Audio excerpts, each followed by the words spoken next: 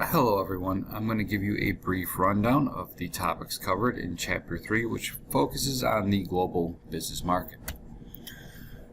The global business market is something in the scheme of things that is relatively new to the business world. I mean, for years and years and years, businesses existed within their region. There's only so far they could distribute things. There's only so much distance they could reach out to their customers. And advents in technology in the 20th and now 21st century have really brought the entire world together as one big, gigantic market. If you want to go and buy something from a foreign country as a person, not even another business, all you have to do is go online and you can find it and you can order it and you have it shipped to your house from across the world. And this has greatly expanded a bunch of different things. Not only is every business's market much bigger because if they have the means, they can ship their product worldwide, but it allows businesses to interact in a way that they didn't used to be able to. Back in the day, if you were say you're a furniture maker, you would get lumber from your local lumber mill. Well, now you can import it from all around the world. So businesses are in the business of being customers to one another in a way that has never happened before. And the amount of importing and exporting that countries do, that businesses in a country do, has increased 100-fold in the last 20 years. It's entirely common now that the amount of goods produced in the U.S. for any one given company, more than half of them will end up being sold elsewhere outside of our borders. Where is this elsewhere? As we see the breakdown of the world's population by continent, you see that North America over here is only about a little less than 5% of the world's entire population as of 2019 when the slide was made. That's a lot of people still, don't get me wrong, but it's not a humongous market like, say, Southeast Asia over here. 3 out of every 5 people that exist on the face of this earth live in this little band over here and up in Russia. It is just a gigantic and growing market of consumers. They will buy a whole lot of products. A lot of those countries, however, they don't have a lot of natural resources, not a lot of big open spaces when you have that much population. And the same is also true for Europe as well. They're very tightly packed and there's not a bunch of land mass. We got a whole huge chunk of land mass over here. So natural resources are something that definitely gets exported frequently from North America to the rest of the world to manufacture. Africa exports a ton of natural resources as well. Because the world's come together, though, we can do that. One area of the world can be a supplier of, raw materials to a manufacturer in a whole another entire area of the world. And when they finish their products, they can ship it and sell it to another area of the world. So the breakdown of where people are is not, something that's going to limit your business anymore. It is entirely a new global market. And it's just going to keep getting bigger. We are about to cross the 8 billion person threshold. Estimates say that we're going to pick up another billion people over the next 30 years. The population has only really declined once overall in the history of the world, and that was the bubonic plague. It's always grown over time, and it's going to grow much more rapidly in the future.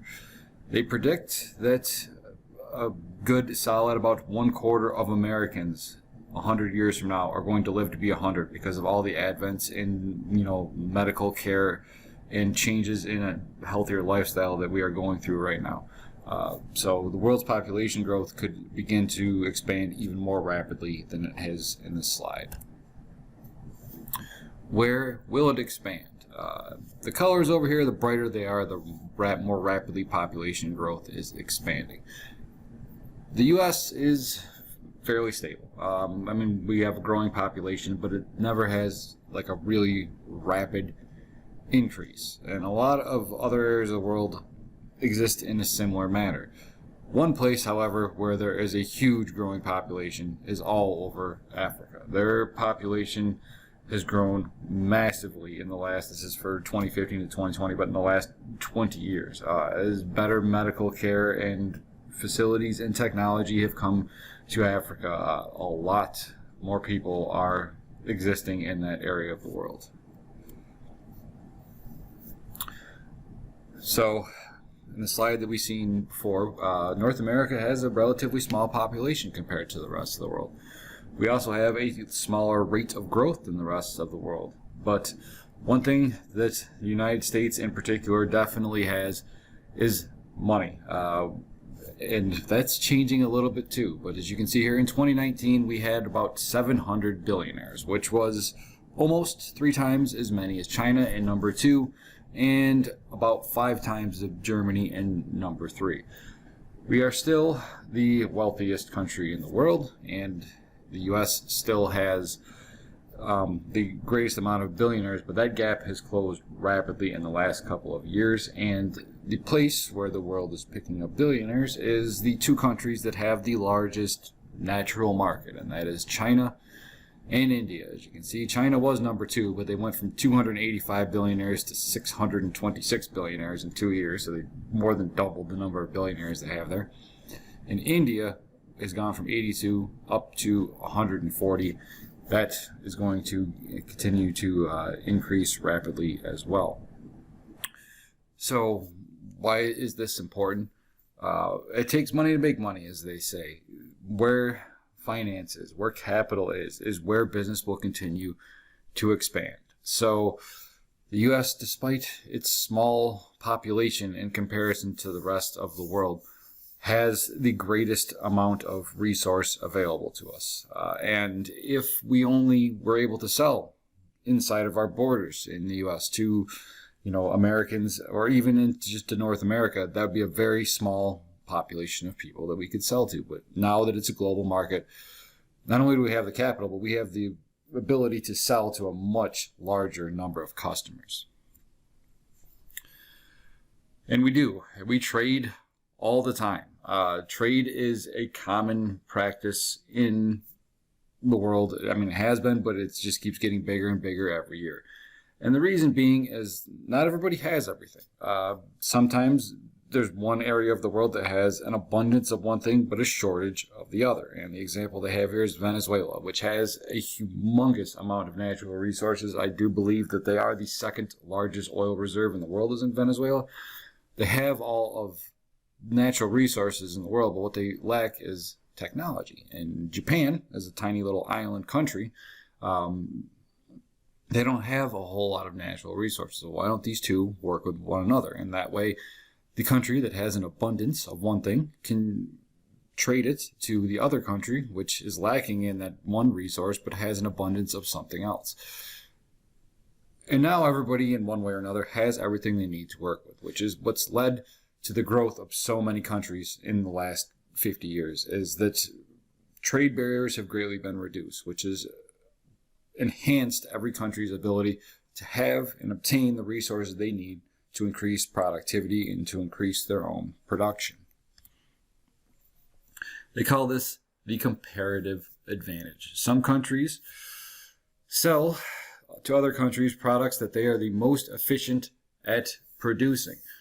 For a lot of countries, if technology will take from Japan, the startup on that, if it's not something that's present in your company, is fast. I mean, if they wanted to build a microchip processing plant in Greenland, we'll say, that stuff doesn't exist there. They'd have to build infrastructure. They'd have to bring in machinery.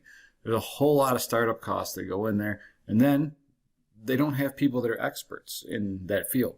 They would have to reach out to the rest of the world. They would have to, as they call it, brain drain, import people who are in the know about running a microprocessing business or building stronger microprocessors. That makes it very inefficient, whereas they could just import those microprocessors from Japan. So Japan has the comparative advantage there. And the world works best when they realize what areas of the world have comparative advantage for different resources.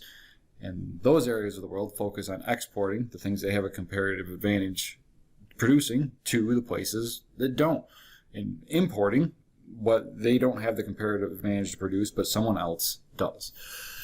And as long as there's a market here and there's multiple competitors in the market, prices will stay pretty stable. The only issue is sometimes you can have an absolute advantage. A country that has a monopoly on producing a specific product or is able to produce it way more efficiently than other countries. If a country ever ends up having an absolute advantage, they become the sole producer of it, they have the unlimited ability to sell at whatever price they want to.